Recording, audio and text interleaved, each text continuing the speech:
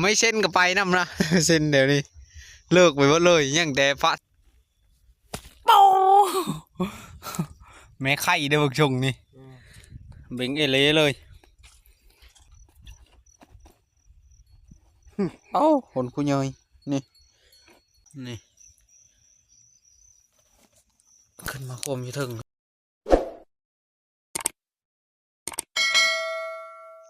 สบายดีพ่อแม่พี่น้องสบายดีตอนค่ำๆนะนี่ก็สิไปหาการเขตการอึ่งพี่น้องเอ้ยฝนตกเช้าพายุเข้านะลมแห้งขนาดเลยจนหลังเฮิรนปืดพูดเลยพี่น้องเอ้ยกำลังไปเลยไปกับลุงไงแล้วก็หลานไป3 คนมานี่ก็พายังไม่มับอยู่เลยไปหาการก่อนบ้านนี้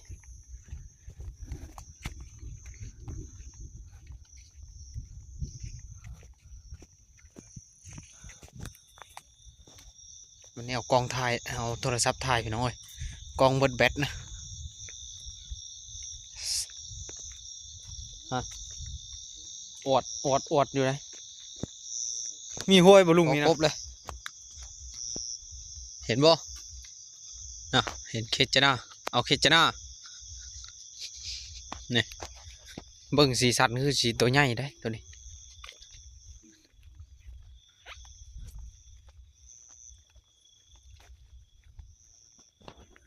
โอ้ตัวใหญ่ปานใดพี่น้องเอ้ยแต่ก็ได้อยู่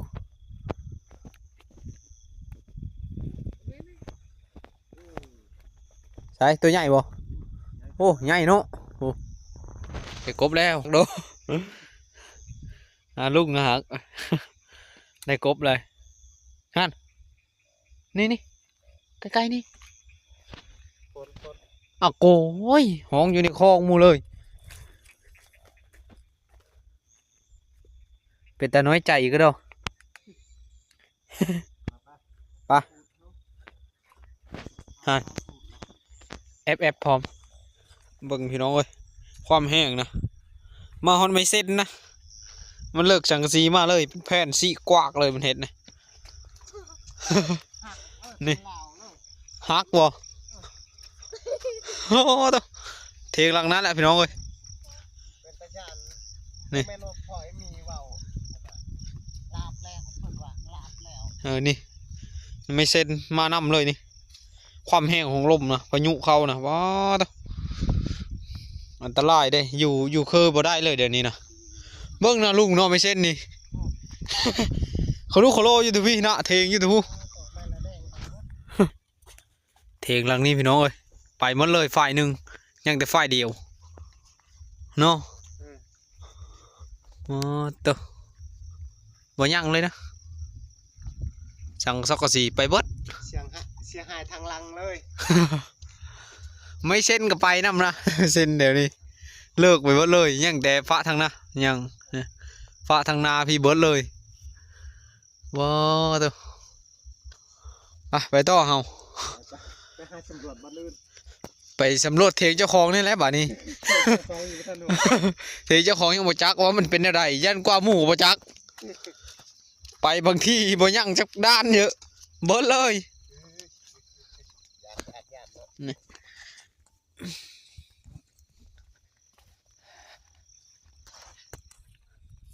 เอาไหมตัวนี้ บ่เอาบ่คือบ่จับนี่เอาหักแข็ง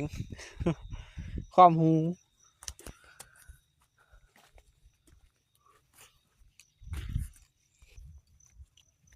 ตัวน้อย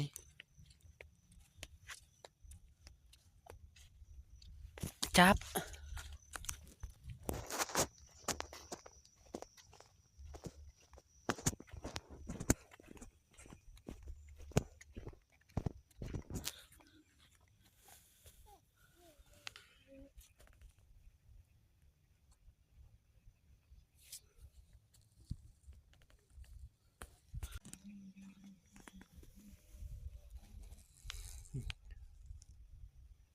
ตัวใหญ่เลยตัวนี้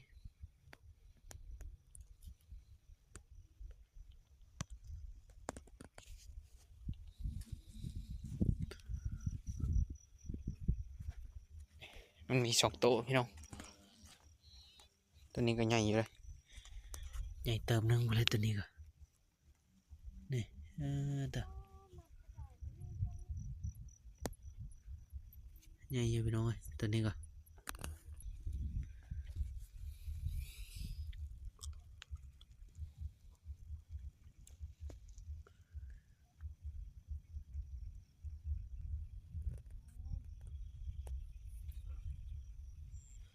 ไม่ได้ถือทุนมาเนาะฮีดเสียเลยเขียดยังไม่ได้หักแข้งเด้อ2ตัวนะยังไม่ได้หักหมดไปต่อยังเขียดนี่แหละไม่ได้อึ่งกะ อย่าลงให้กันนี่อยู่ใต้ขอนไม้เลย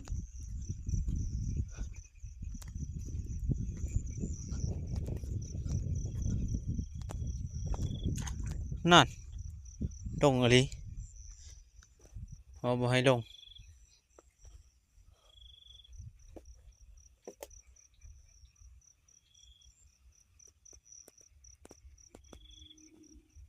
ลงน้องเลย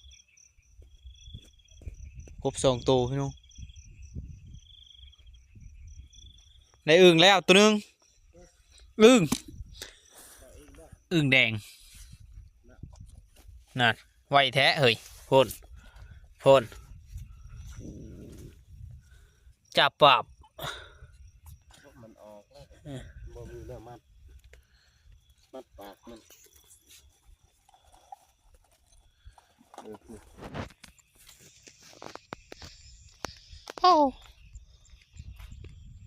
งาไม่ว่ามันเอาลงลายเติบได้ลุงเอ้ยว่างาไม่ว่ามันเอาลงลายเติบได้ผู้แซมสิฮื้ออยู่หัวหน้านี่พ่นแม่นบ่พุ่มไม้บ่นึกว่างาไม่ว่าเบิ่งซากสังกะสีพี่น้องโอ้มาแต่ปุ๊มาแต่เทียงหลังนั้นแหละ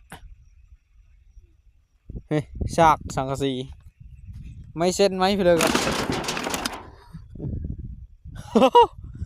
มาหมดเลยเนาะอันนี้เถอะบ่จ้องเลยโอ้จุดฮอดปุ๊โอ้ขนาด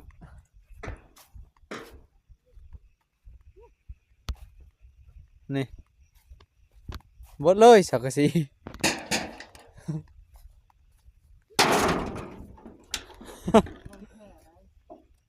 โอ้สังกะสีนี่สังกะสีเก้านาได้สังกะสีนี่แข็งโอ้ตัวนี้ก็นาคือกันได้นี่นะนี่นาคือกันโอ้เทงหลังนี่แห้งงามพี่น้องเย่เบิดเลย เขากากกดเขากางมันอยู่หมดแล้วแสบทอดแล้วหรอโอ้ยเป็นน้ำตาไหลบ่แม่นมากพอก็แค่ เบิดเลยพี่น้องเอ้ยนี่เถียงลุงบุญเบิดเลยแต่บ่ได้ยังพี่น้องปืนเบิดเลยเซฮายขนาดหลังค่าบ่ได้ยังนี่ไม้เส้นสังกะสีกองอยู่จีรังพี่เบิดนี่ปืนมาเลยบ่ธรรมดาเซฮายขนาดเบิดเลยตัวนี้ก็ใหญ่อยู่เลยพี่น้อยนี่ตัวใหญ่เติบใหญ่เลยตัวนี้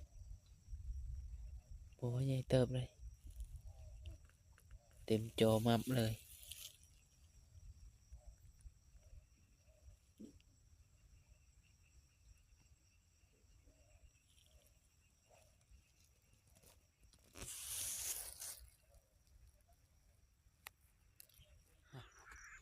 พอกบเลยพี่น้อง เอเปอยู่เลย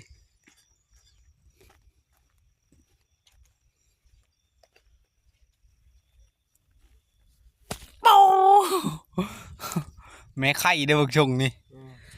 เบ่งเอเล่เลย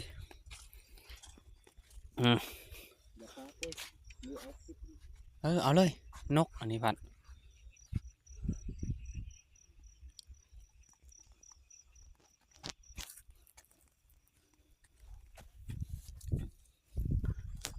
ได้ทั้งกบได้ทั้งอึ่งบานนี่ได้ทั้งเขียด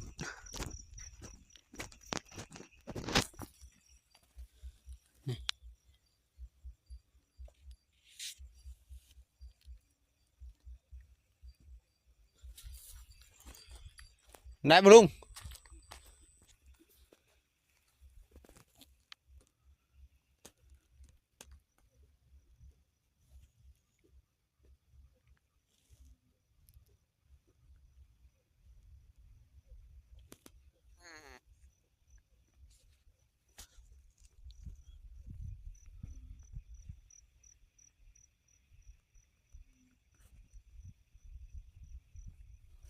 ได้อีกตัวเลยอ๋อได้3 ตัวเอ้าหนผู้ใหญ่นี่อ๋อ3 หรือ 4 ครับตัว 3 ตัว นั่น เลย นั่นบินบ่ได้ใส่ไหลเอานั่นตัวนี้พี่น้องเอ้ยเห็นหลายอยู่ในเขตเลย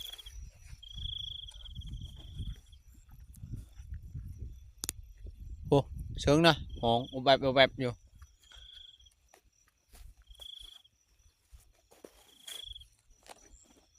นี่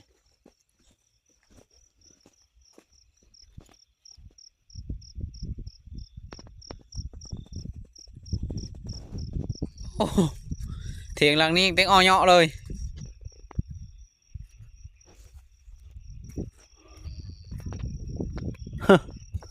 มันไม่มีอหย่างเลยเสากระกุดเสาหักครึ่งเลยนะเสานะตัวเสาหักเลยพี่น้อย อ้อเยาะเถียงหลังนี้บ่มีชิ้นดีเลย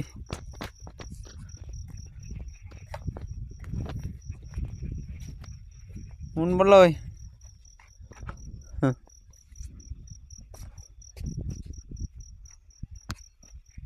ปั่นห้ำฟ้ากระปิวไปพูโอ้ตัวบ่ได้ยั่งเลยไปเลยกบโยเรียบร้อย ดอกปืนเอาได้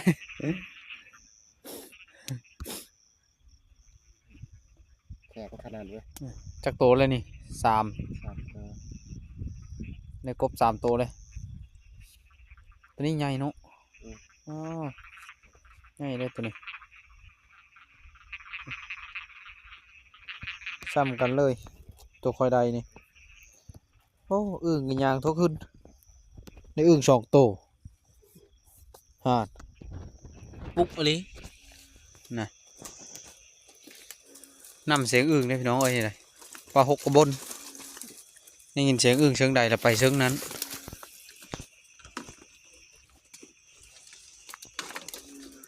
ฮาด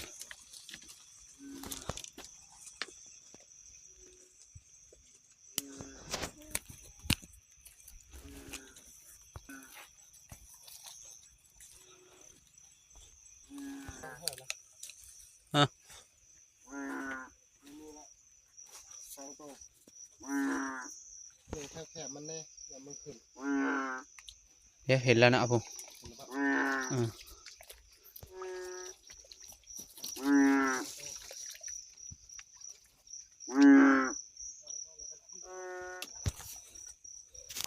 อ้าวโดดเนาะซ้ำมันหกคนลุงเอ้ยโดดเนาะ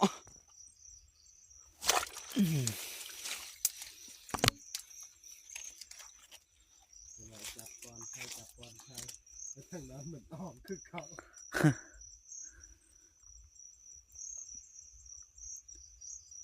ว่างนี้แหละค่อยมันโดดออกนะ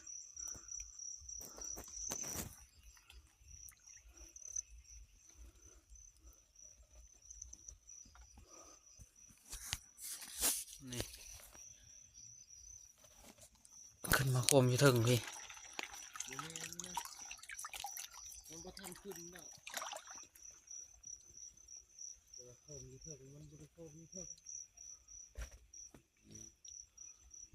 เป็นเวลาตัวอื่นมันบ่ทันขึ้นนะว่าจะเห็นในน้ำ บกขึ้นแล้วเลาะเมืองเลยพี่น้องบ้านนี่มาแข่งกันบ้านนี่ไปสิได้หลาย นี่คอยได้พี่น้องเอ้ยได้เติบเลยได้อึ่งแน่ได้กบแน่เลาะเมืองอะไรบ้านนี่เด็กเลยขน้องก็อ่อนย่างไม่ไหวเลย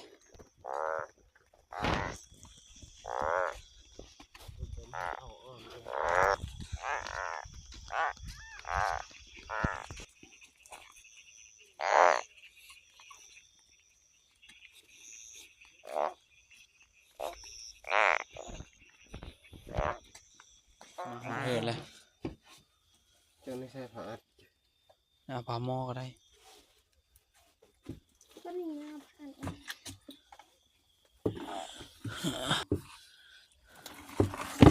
ขาจะมาบอกว่า นี่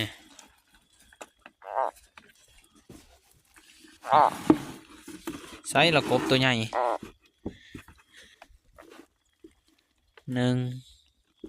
2